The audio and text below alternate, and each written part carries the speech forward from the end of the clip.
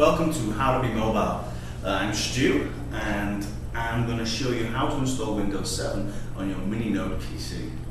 Okay, Windows 7 is of course the successor to Windows Vista, and we've been promised by Microsoft a much more lightweight, snappier operating system than Vista was, something that would be ideal for this Mini Note or Mini PC segment.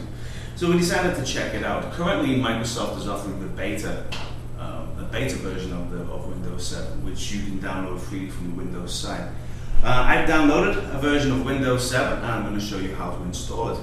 Okay, the first thing you'll need is something like this. This is a DVD optical drive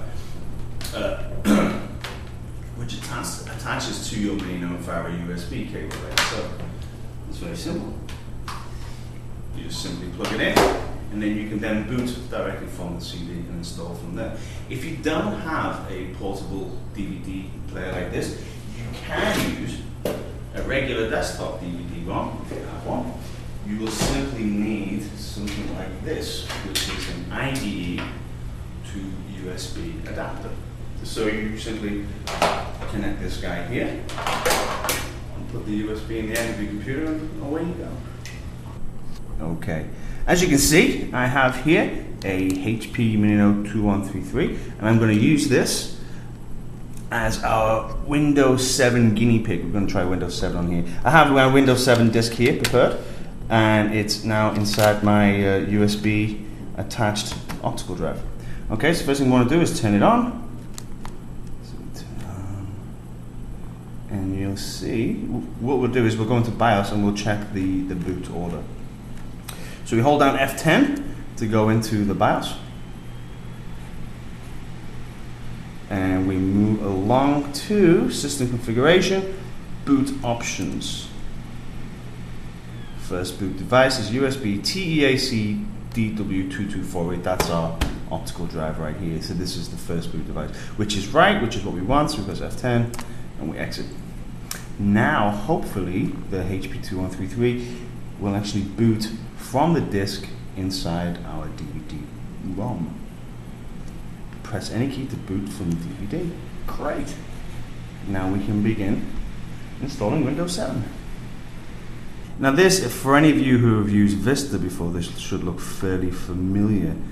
I will open this drive options area here, and I'm going to choose disk partition 0.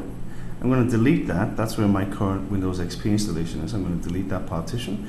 It warns me I will lose the data, which of course I know about. Now we have 50 gigs of unallocated space. We'll create a new partition here. We'll use all of that space.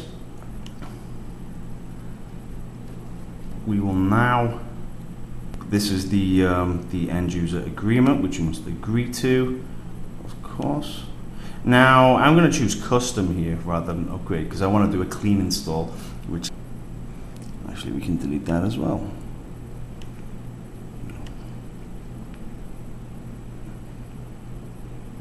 Okay, we can now elect to install Windows 7. We can now install Windows 7 on partition 1 and choose next.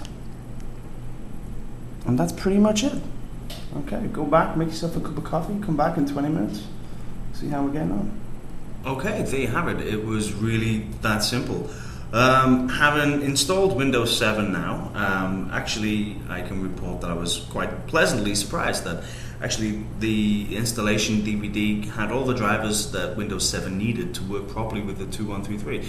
Even the VGA and wireless network drivers, which was quite a pleasant surprise. Okay, I'm going to be using Windows 7 for the next day or two. I'm going to get back to them with my impressions on this new operating system and just how suited it is to this Mini Note segment. Thanks for joining us. Bye-bye.